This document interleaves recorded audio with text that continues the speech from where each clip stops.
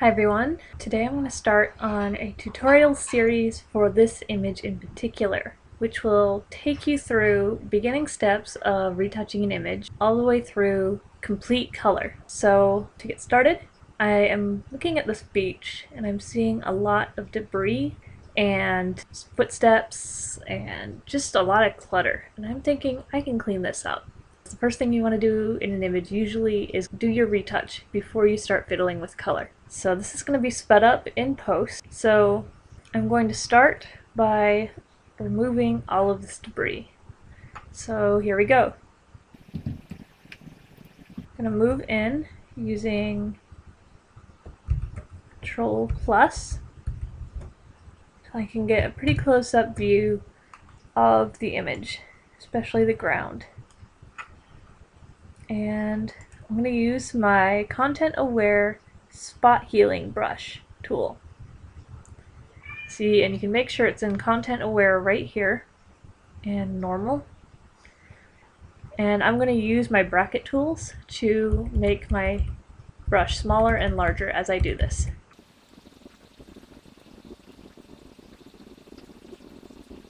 Smoothing out the ground by getting rid of some of these larger distractions.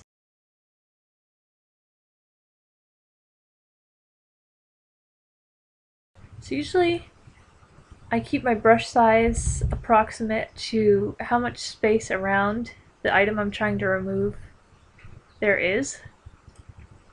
And the closer things are together, the smaller the brush tool you're going to want to be able to use to avoid bringing in content from zones close by. As I get closer to the body, which will take a little while, you're going to see some tricks I have for getting rid of content that's right up against the edge of something you don't want to remove.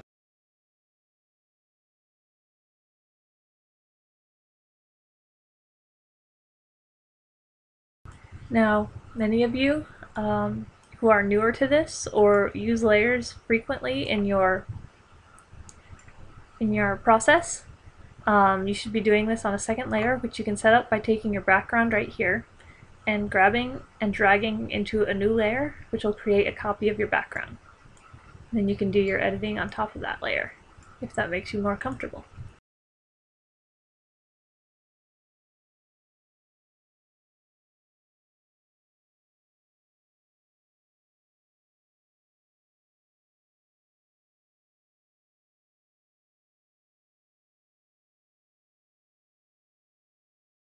Sometimes you need to change the size of your brush tool to kind of trick the machine into getting rid of something.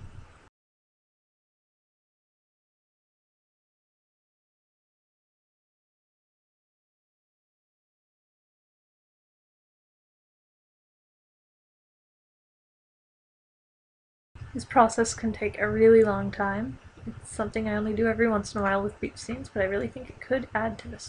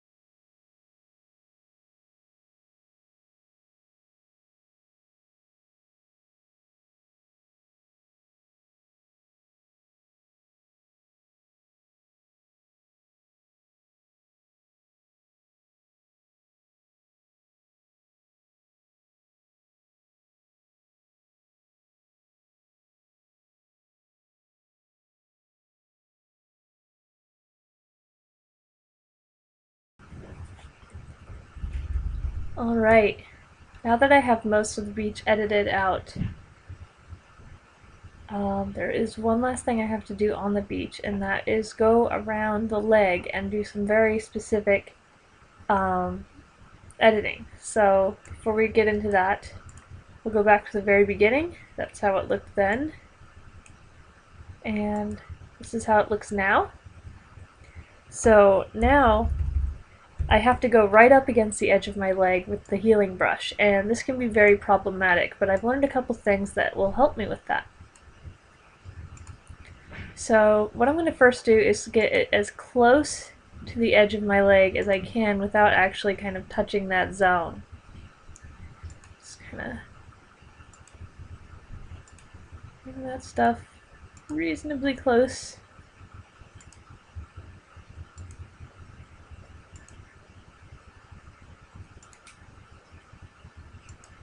There we go.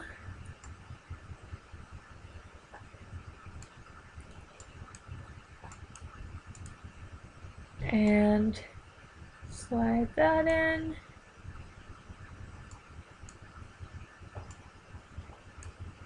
You want to get it as close as possible for the next part.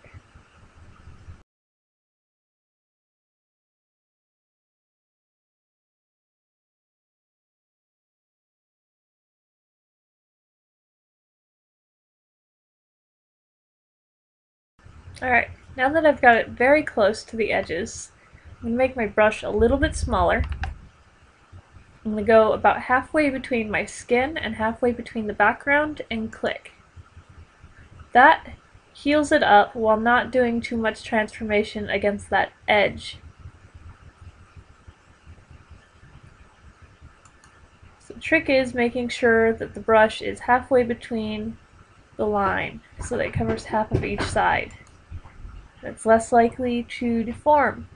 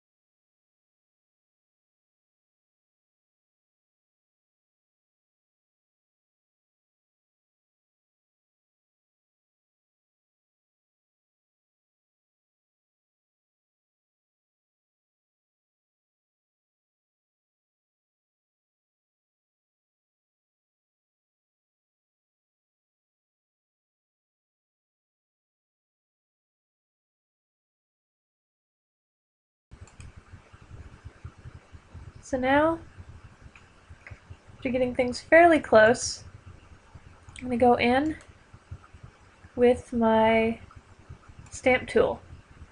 I'm just going to pick up some surrounding zone,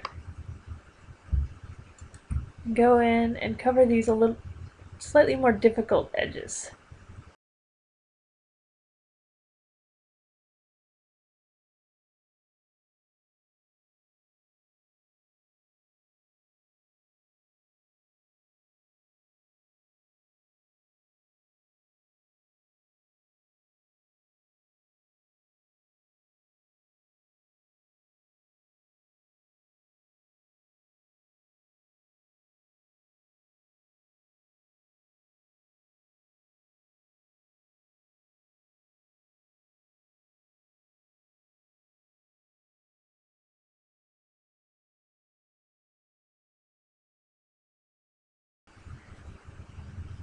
Alright, the last step I'm going to do is use my history brush, which is now set at my original image. And I'm going to go in the history brush, just brush along this edge where it's a little different. Oh, too much. Just need that slight edge back. I have that one little last piece, and I'm going to go back in with the stamp tool, grab that edge again, or that color, just brush that out.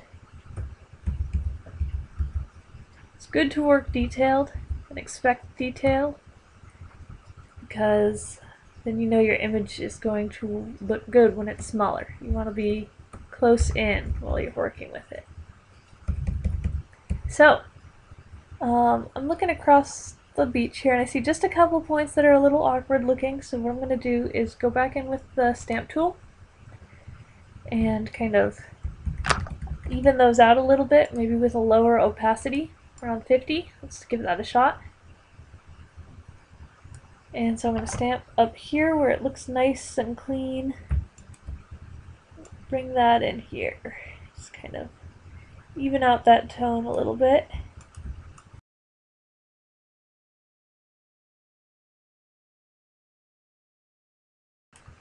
It's nice to use it at about 50% opacity. Oh, because then it only partially removes the details.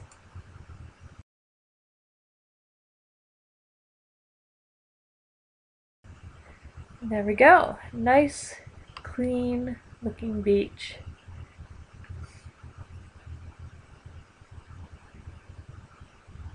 Get our stamp tool back for a second. I'm going to make it a little smaller. Grab some beach right here.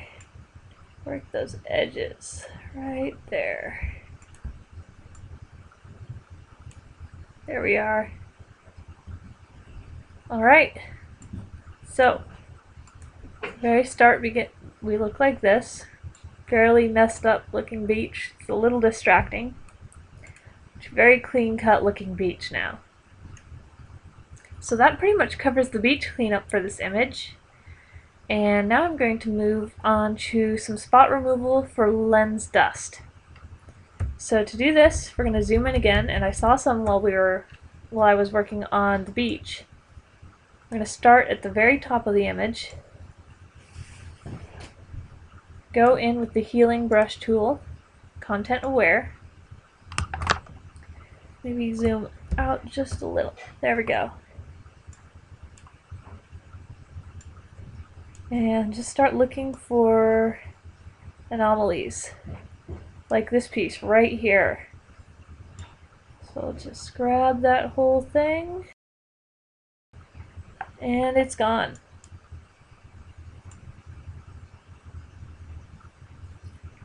There's one right here.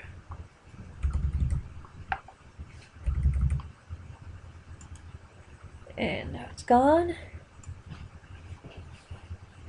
It's good to work detailed, because the more detailed you are, the more aware of the little things you're going to be. I see a bunch of little spots along here. There we go. Sometimes if you look at a darker angle for your computer, if you can do that, you'll see a lot more of them. There's a couple right here. Here.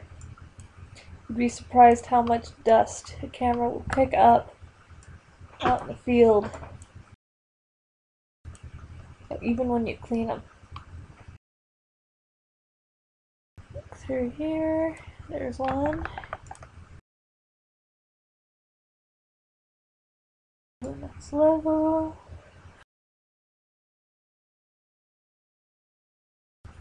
It's a little harder to see in the dark zones, and if you can't really notice them, they probably aren't a problem. But the brights are always a big problem with dust spots. There's one right there.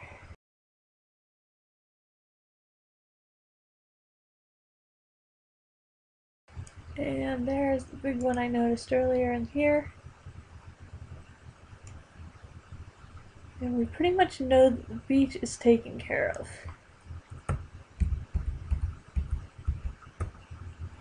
So there we are. Dust spots are now removed, and the last kind of retouch I'm going to be doing with spot removal is going in and checking over my body for skin flaws and get those all cleaned up.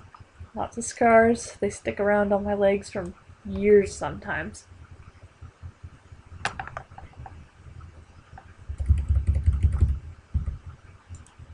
Sometimes people like to remove freckles and stuff like that. That is totally up to the photographer and the model involved. How much you want to remove.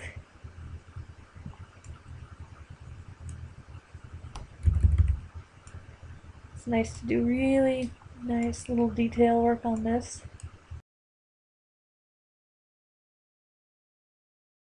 Two types of scars you'll most often find. The little red ones from kind of fresh skin, and the white ones, much older scars that like to stick around a little longer.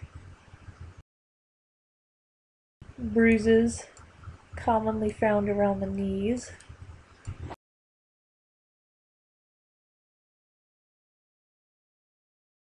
Sometimes shaving nicks, found on the legs or in the armpits. Sometimes the armpits just look a little too dark. What I'll do is I'll go through with a dodge tool and I will dodge out the darks in the armpit, and that tends to remove any extra darkness that just seems a little awkward.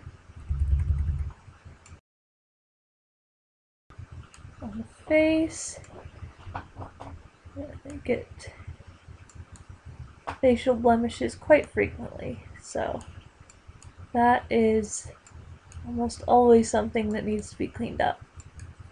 It's a blessing to have clean skin on your face. Darn good, just right there.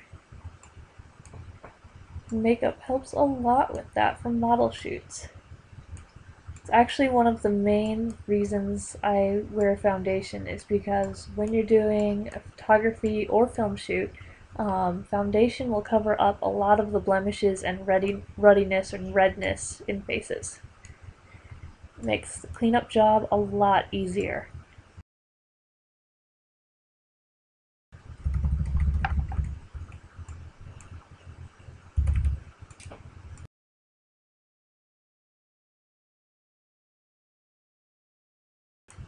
I've even known some people who seem to be allergic to sand. Not me, luckily, but will get rashes just being around the stuff. And when you're dealing with rashes, a great way to deal with them is to use a selective color and down the reds, and then remove the effect in the rest of the image except for the rash zone. And that will take care of a lot of extra redness that comes with skin sometimes. If you can down the red and then pump it back into zones like lips, eyes, hair tones, it can really make an image look slick.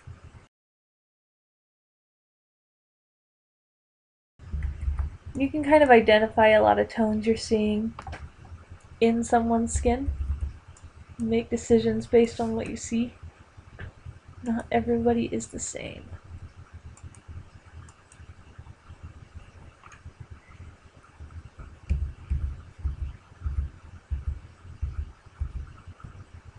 There we go. So now all of the spot removal and spot heal retouch has been done with this image. Okay, so on to makeup retouch. To do this, I am just gonna zoom in here a little bit, go up to my face, just kind of touch things up to make them a little more striking. So I'm going to go down to my dodge and burn tool on my toolbar here and click the burn tool. Make sure it's on, let's start with midtones. Got it at about 12. I'm actually going to move that down to about 8. That seems to be a good zone for working with makeup. Make this brush a lot smaller. And the first thing I'm going to work on is my eyebrows. My eyebrows are incredibly light in tone, so like a lot of models, I have to go in and actually darken mine. kind of draw them out a little bit more.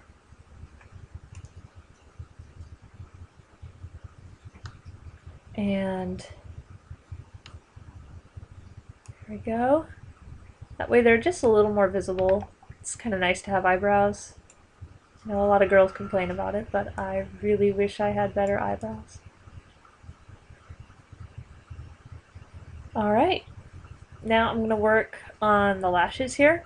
And I'm actually going to go to the shadows for that because I don't want to muddle up the nice lash form we have right here. So, I have to click on that and go back one step. Sometimes that happens. You have to do that to be able to shift your brush size. Oh, there we go.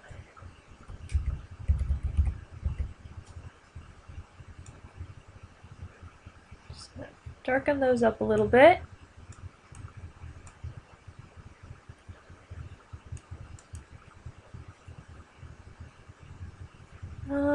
Actually pull that back just a chunk. There we go.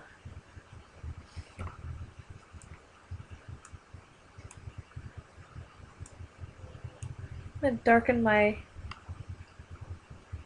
pupils there just a tad. And now I'm going to go in and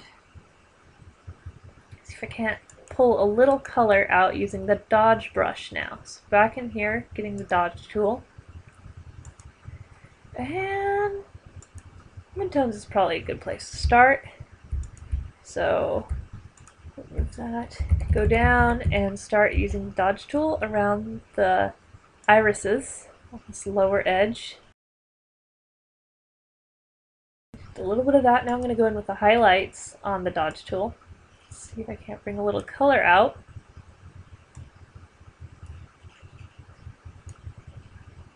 It's a little better. And considering we started here and we are now here. The lips. So I'm actually going to go in and actually cancel. I'm going to go use my dropper tool right here and capture this color right there on the lip. And then I'm going to go in with my brush tool. Make sure it has a slightly denser opacity, maybe around 65. Give that a shot. Bring the size of the brush way down and zoom in.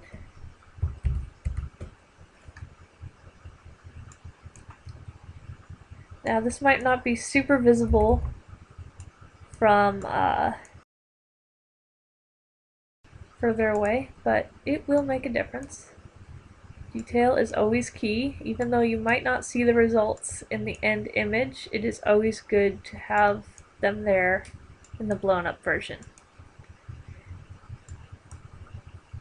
There we go, added just a little extra shape there. Last thing I'm going to do here is maybe just a tad bit of whitening on the teeth. So I'm going to go in with my sponge tool right here. It's a part of the dodge and burn tools. And click the desaturate button up here. Oh, let's see, turn that down to about 9. Just try a little desaturation in here. So this is going to gray my teeth out just a tad. Then we will go into the dodge tools, the shadows, or actually let's go with the midtones. Just individually per tooth, do a little whitening.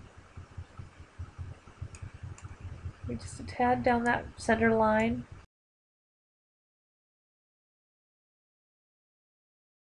There we go. So, let's say makeup is done for this image. Alright, now on to editing the color of this image. So now that we have finalized our retouch with our spot removal on the sky and the sand and the body, and then gone in and done some makeup retouch on the face, we are now going to move on to doing the color. And to start this out, I'm going to go up to Image, Adjustments, and down to Shadows and Highlights.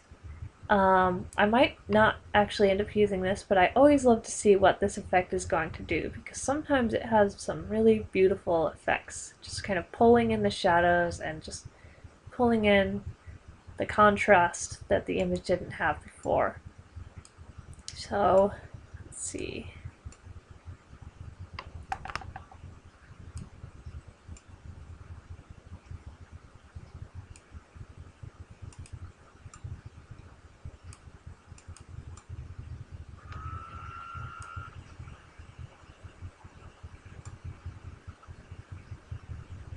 Let's pull it into about there. So up here at the shadows bar, what you're seeing me doing is the amount, which kind of seems to have the depth shadow range. And then tonal width, and moving this one just kind of seems to move you mid-tones. And then your radius, which can really affect the highlighted zones of the image. And just how much shadow is being affected. I tend to like to have the radius on this end because it just feels more natural.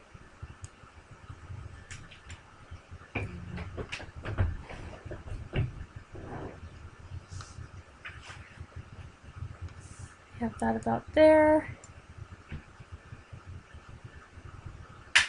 And that about there. Maybe actually right there. Highlights in this image will affect sky range. And I don't think we really want to mess with them, so I'm just going to pull that all the way down, which will essentially remove them from this effect from the entire image. So when we started, our image looked like this, and now it looks like this. And now down here in adjustments, you've got a basic color correction tool, which will move you from more saturate to less saturate, and when you saturate, it tends to go towards the yellows and reds in this particular tool. So I'll leave that about there, I think. Midtones, contrast will affect your whites and darks. It can be a little intense. Let's just leave it around there. So when we started, it was here, and now we are here.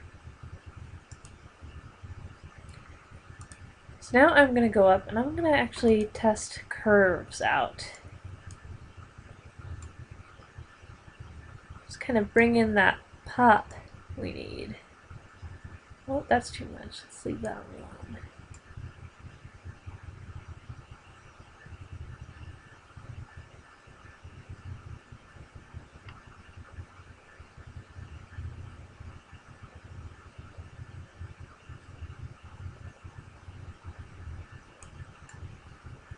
We'll leave that there. And now I'm going to go in with levels.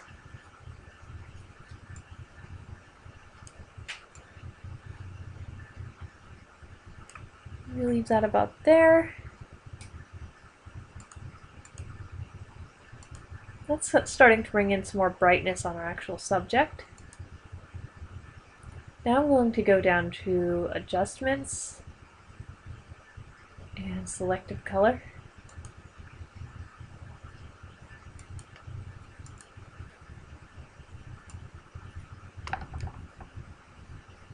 This is affecting our reds, and we've got quite a bit of yellow in this image. I'm actually kind of tempted to turn that down just a little bit, at least in the reds. Maybe to about there. So that'll affect only the yellows in the reds in this image. So anything that is considered red in tone will be affected and have a little less yellow and a little more blue.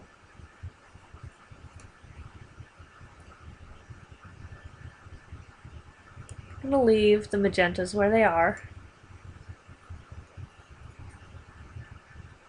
And I'm actually going to turn up the cyans just a little bit to tone down some of the reds. black ranges, I can actually remove reds or make them more intense by sliding this way. And I'm actually going to leave that where it is.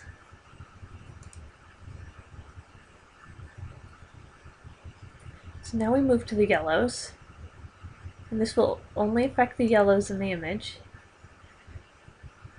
which will affect my skin tone and the beach for the most part. So it means I have to kind of be careful because skin tones need to be kept within a certain range or it'll look kind of bizarre.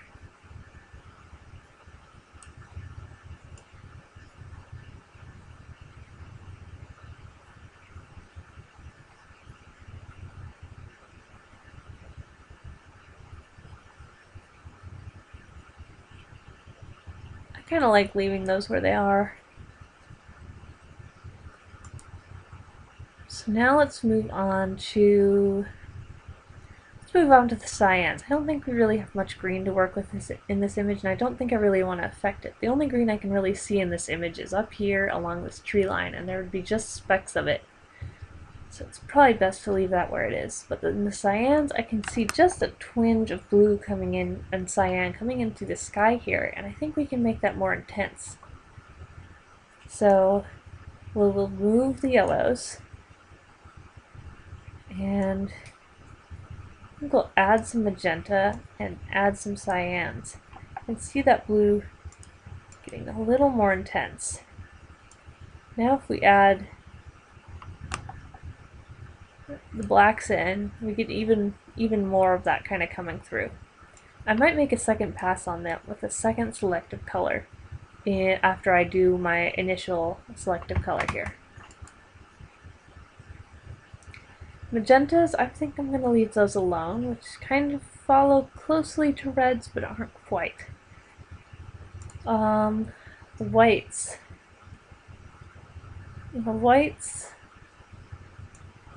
You can have a bit of fun. I really like getting to the neutral colors and selective color because you can really put some mood into an image. You can make it feel sunnier, colder, almost supernatural in tonal shift.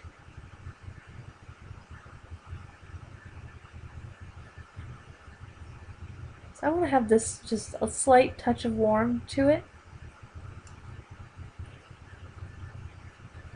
I think I'm going to leave the magentas alone. I tend to not like to move those inside the whites. It just has a weird effect.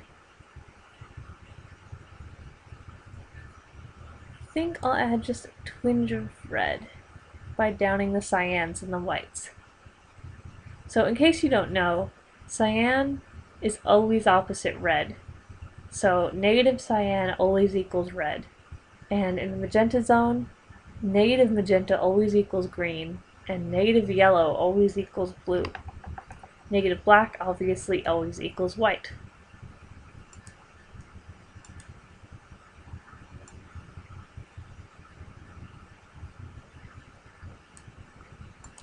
So here's where we started. So we are. So adding just a tad of blue to the neutrals in this image.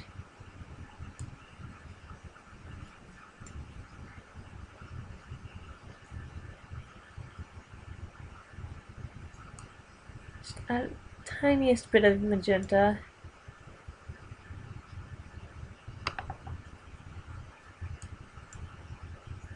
Just a twinge of red as well.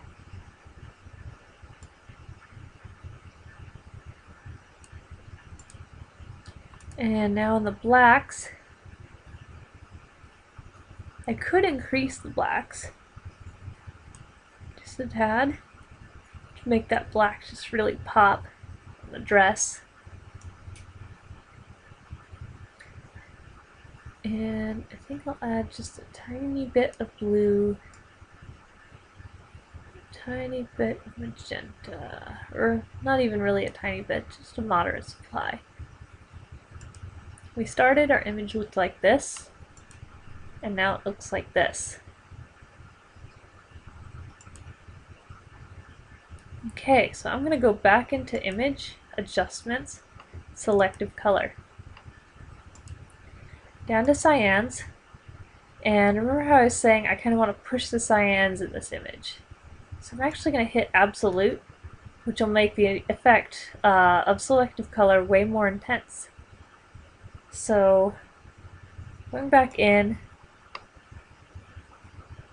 I add just some extra black to that cyan color and some extra cyan, which really starts to kind of pull that color through in the sky.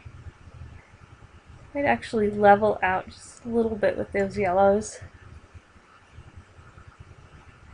Pump just a tiny bit more green in there. Kind of level out some of those effects I did earlier and change my mind on them. So there we go. I think that adds some extra pump to the sky. Makes the image a little more colorful. Okay. Now, usually the last thing I do with my color when I am working on an image is I look at the image and I say, how can I use shadow and lights to make this image pop a little more? So I'm looking at my model here and I see the shoe up front and I feel like it's just a little faded out. So I'm actually going to zoom in a little bit using my Control Plus. Level in on that shoe. Get my burn tool, my shadows. And let's see, exposure 8 sounds good. Make my brush size bigger with using my bracket tools. Just try and add just a little more definition to this shoe.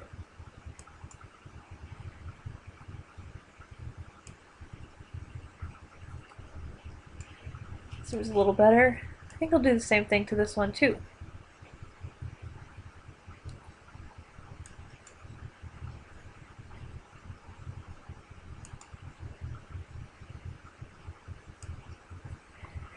There we go. So now we will use our Control minus to zoom out.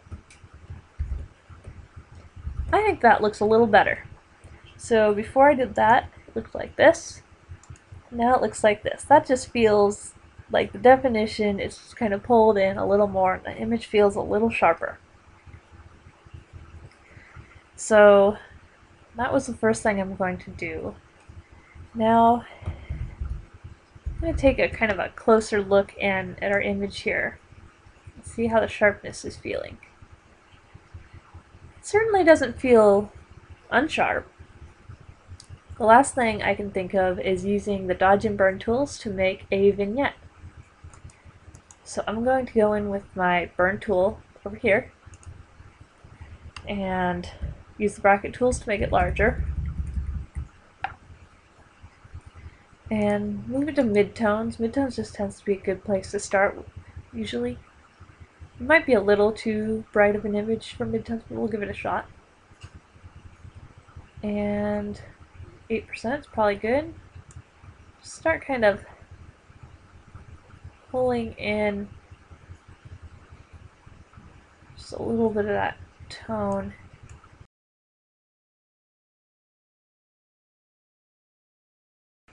A little to this side as well. And now I'm going to go in with my shadows. Just touch the edges here. If you didn't notice that, up here you can shift between your shadow, midtones, and highlights while using. And that'll affect the range that it affects. Oh, that's a little intense on that side. That's probably good. Let's just see how that's affecting it. So you could leave it bright and crisp like that, you know?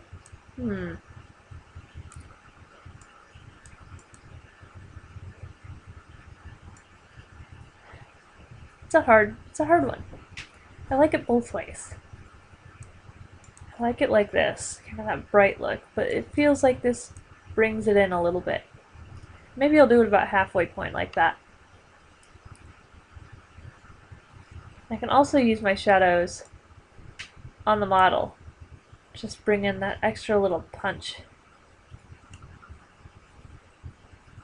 So that added a little something. And I think that's good. I think that's where I'm going to leave this image. Other than that, I might do a little cropping.